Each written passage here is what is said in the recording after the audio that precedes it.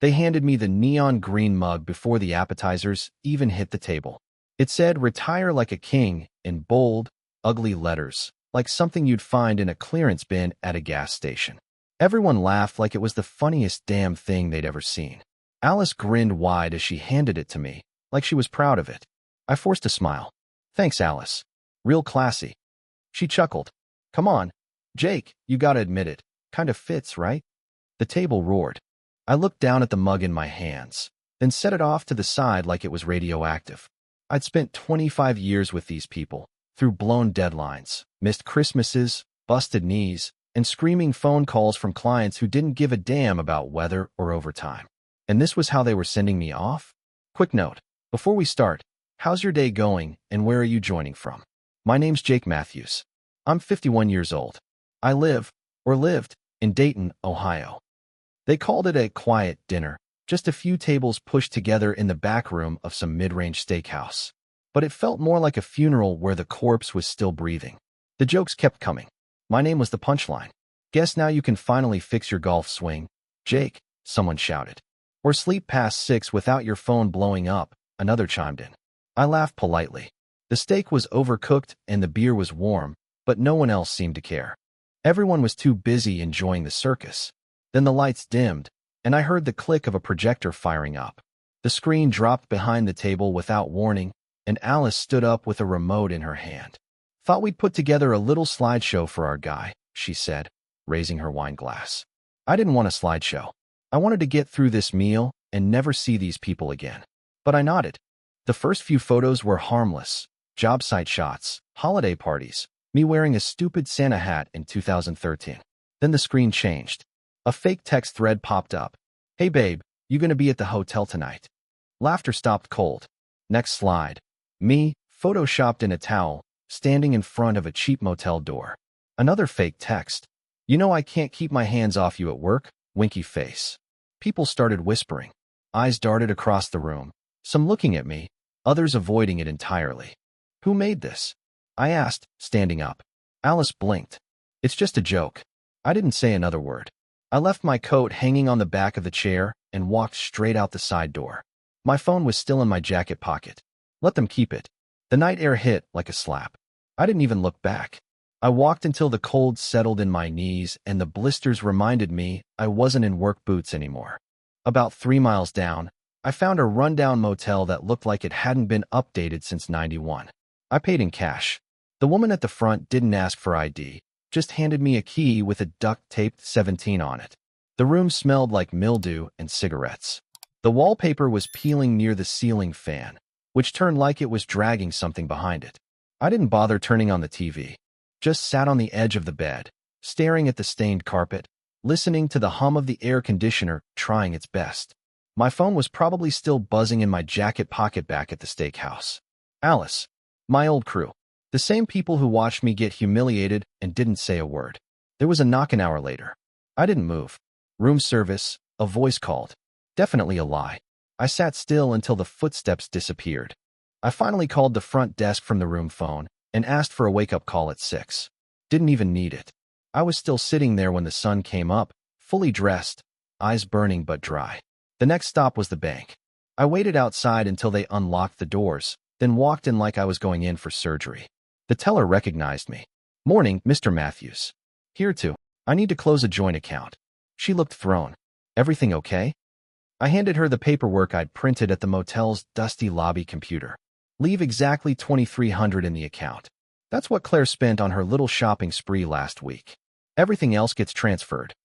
She hesitated. "Do you want to maybe think?" "No." She processed it quietly. I signed what she gave me, and that was it. Just like that, 25 years gone in 30 minutes.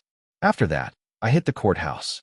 It's not hard to disappear if you know which forms to ask for.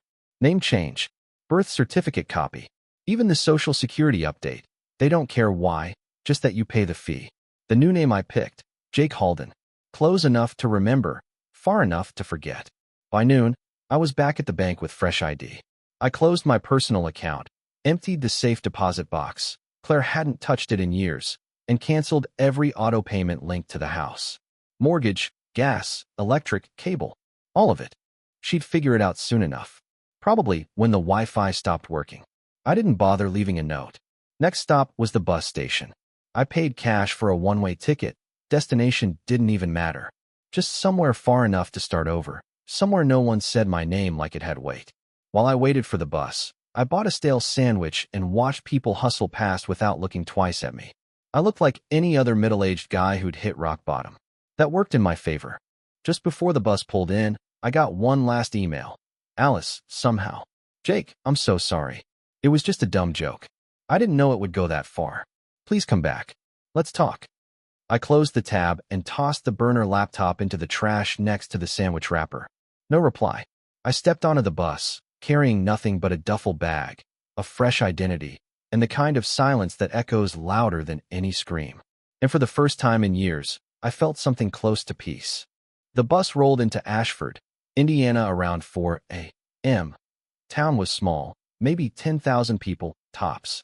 No skyline, no traffic, just a blinking stoplight on Main and a 24-hour diner with one waitress who looked like she'd seen every kind of failure imaginable.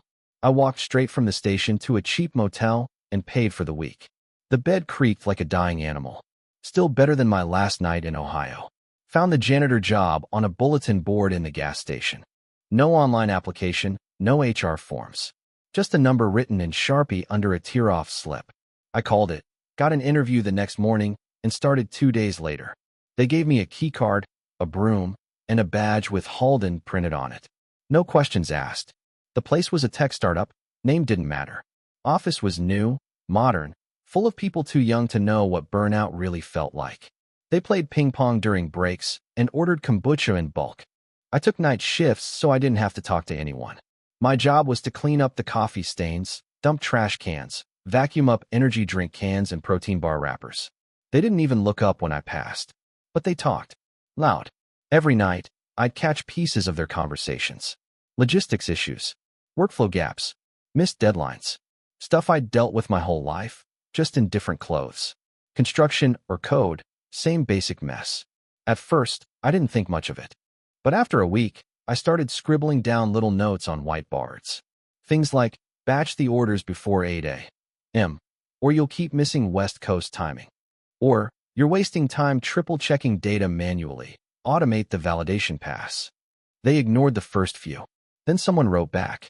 Who wrote this? It worked. Who the hell is JH? I didn't answer. Just kept writing.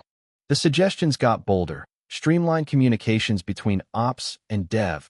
Cut down waste in the staging pipeline. Optimize shipping triggers. Stuff they should have caught months ago. A few engineers started waiting around after hours, hoping to catch whoever was leaving the notes. I made sure to clean in the other wing when they did. Then one night, I stayed too long. I was wiping down a glass wall around 10 when someone cleared their throat behind me. I turned. It was the CEO, Nate something. Couldn't have been older than 28. Hoodie, messy hair, wide awake eyes like he lived off espresso. You Halden, he asked. Yeah. You been leaving those notes? I didn't answer right away. He grinned. They're good. Scary good. Better than what half my senior team's doing. I've worked in logistics a long time, I said, keeping my tone flat. Old habits. You got time for breakfast tomorrow? On me. I paused. This was exactly the kind of attention I'd been avoiding. But something about the way he asked, it wasn't condescending. Just curious. Open. Yeah, I said. I got time. He handed me a business card. No title on it. Just his first name and a phone number. Don't ghost me, Halden. You're already more useful than the guy I'm paying 6 figures to. I didn't laugh, didn't smile. Just nodded and went back to wiping down the door. Next morning, we met at that same 24-hour diner I passed on day 1. He ordered something called a protein scramble. I got black coffee and toast. So what's your background? He asked. Construction management. 25 years. No tech. No. He leaned back. You know we've implemented 3 of your suggestions in the past 2 weeks? Our workflow efficiency jumped 10%. I didn't say anything. You want in?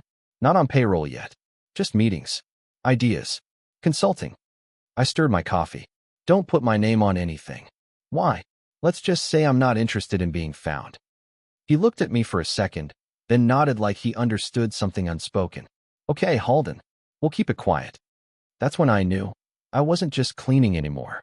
After that breakfast, Things moved fast. Nate didn't waste time with HR forms or titles. He told me, just keep showing up and solving problems. So I did. We set up a shell LLC under the name Halden Solutions. No address, no paper trail. I billed the company through that. Flat monthly fee, no taxes on their end, nothing tying me to payroll. I stayed on night shifts technically, but I stopped cleaning. They brought in a new guy for that. I used the time to walk the floors, read what the engineers were scribbling on boards, check their Kanban boards, dig into what they were missing. Logistics was second nature to me. Bottlenecks, communication gaps, misaligned incentives. It didn't matter if it was cranes or code. It all broke the same way. I never asked for credit. Never sat in on all-hands meetings or joined Slack. I'd leave notes, spreadsheets, diagrams. Nate would pick them up and run with them. Twice a week, we met in the back corner of that same diner, always in the booth with the broken cushion. He'd bring a laptop, I'd bring a legal pad. Sometimes we didn't talk much, just passed ideas back and forth. You ever think about doing this full-time? He asked once, tapping through some numbers I gave him. This is full-time, I said. You know what I mean. I did, but I shook my head. Keep it simple. I like working in the background. He respected that, didn't push, just nodded and moved on. Most people I'd worked with over the years had a need to prove something. How much they knew, how loud they could talk, how fast they could throw someone under the bus. Nate wasn't like that. He asked questions when he didn't know something. He listened.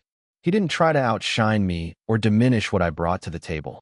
That kind of thing sticks with you when you've been stepped on long enough. 1 year in, the company landed its first real investor, some firm out of Chicago that wanted in before the valuation spiked. Nate took the meeting, but I prepped the entire pitch deck and revised the ops forecast the night before. The original numbers were off by a mile. After it closed, Nate pulled me into his office. Real office this time, not a folding table in a co-working space. I can't say this out loud yet, he said, but you're a partner now. I didn't blink. In writing, he shook his head. Not yet, but you'll get your piece. When we formalize it, you're in. I don't want the spotlight.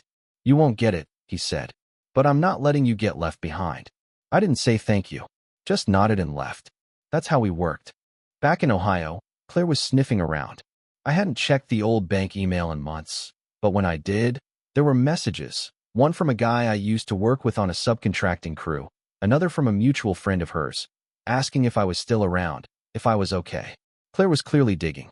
Probably realized the mortgage wasn't in my name anymore. Maybe she tried calling the bank and got shut out. Maybe she saw the account sitting there untouched since the transfer. Whatever tipped her off, I knew how she operated. She didn't care about closure. She cared about control. No one could give her answers, and that must have eaten her alive. I didn't respond to any of them. Just flagged the emails and closed the tab. Every time Nate gave me an update on our runway or platform expansion, I felt more distance from that old life. The noise, the accusations, the fake slideshow, they barely registered now. Like they'd happened to someone else. I never said I was rebuilding. I wasn't. I was erasing. Quietly. Efficiently. A few weeks after the equity talk, Nate told me we were buying a new building. Bigger place. Room to scale. I scouted the property myself. 2 stories, old factory shell, solid bones. I bought it in cash under Halden Enterprises, kept the lease separate, everything off the books. No one in town asked questions. Paperwork was clean. No trail. I liked it that way. Quiet. Back in Dayton, Claire wasn't handling the silence. I caught wind of her hiring a private investigator. I only knew because one of the subcontractors I used to work with texted me out of the blue. Hey man, your ex is asking around. PI showed up at my shop. I didn't answer. Didn't have to. I was 10 steps ahead. No utility bills. No forwarding address. No active social media. The LLC was registered in Delaware.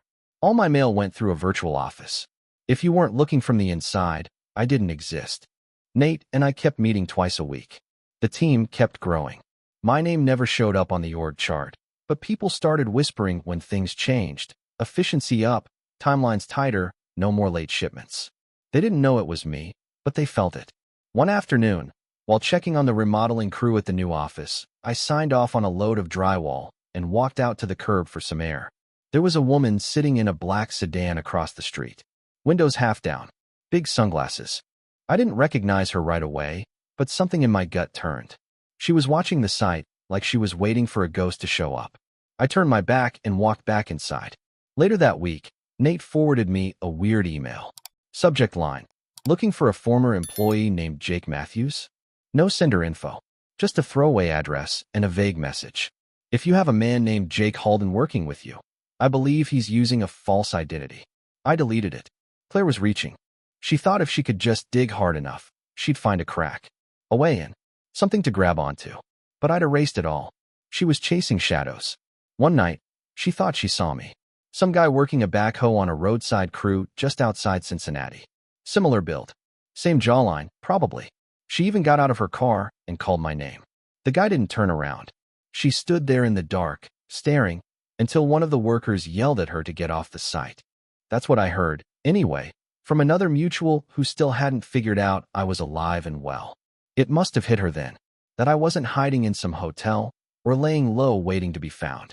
I was gone. Not dead. Just done with her. She didn't understand it. Couldn't. Claire was the kind of woman who always needed the last word, the final say. She didn't get one this time. And that silence? It echoed louder than anything I ever could have said to her face. A month after the construction wrapped, we launched the logistics platform. Clean UI, simple backend, seamless integrations. Nate pulled the trigger early, said it was time. I wasn't sure, but he was right. It hit the market like a hammer. Within 3 weeks, we had 3 mid-sized clients lined up and another dozen poking around. The traction caught press.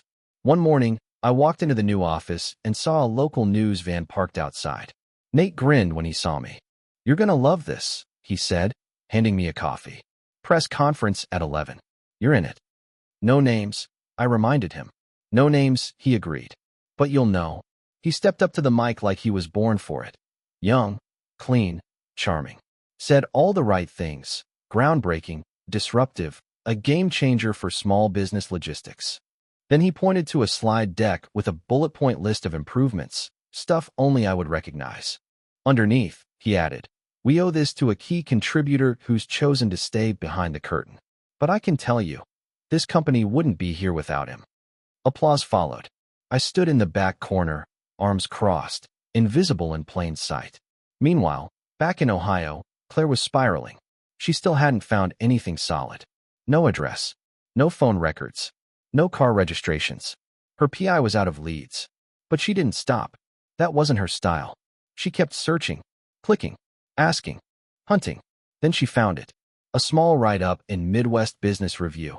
A profile on emerging logistics companies reshaping regional supply chains.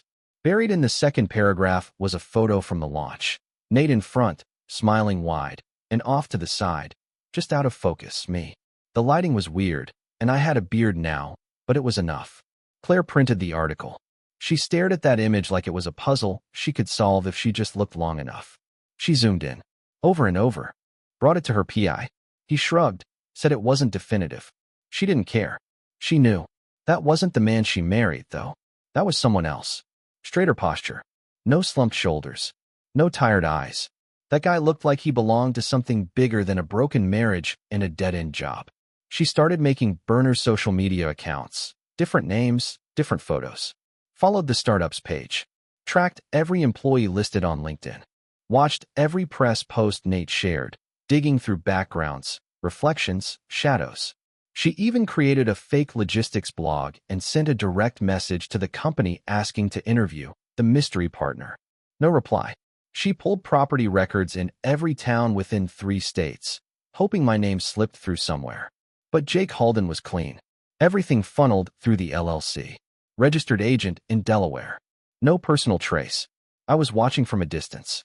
Not directly, but I had ears. One of the engineers got a weird message asking about the janitor who used to work nights. Another got a follow request from someone claiming to be an industry researcher. Claire wasn't subtle. Nate brought it up in a meeting. "You got someone hunting you?" he asked, half joking. "Not anymore," I said. He looked at me, eyes narrowing. "You sure? She's looking for someone who doesn't exist."